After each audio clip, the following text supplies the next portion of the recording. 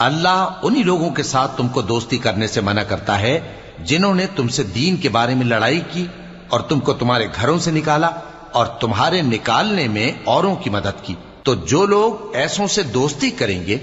وہی ظالم ہیں۔ مومنوں، جب تمہارے پاس مومن عورتیں وطن چھوڑ کر آئیں تو ان کی آزمائش کر لو، اور اللہ تو ان کے ایمان کو خوب جانتا ہے۔ سو اگر تم کو معلوم ہو کہ وہ مومن ہیں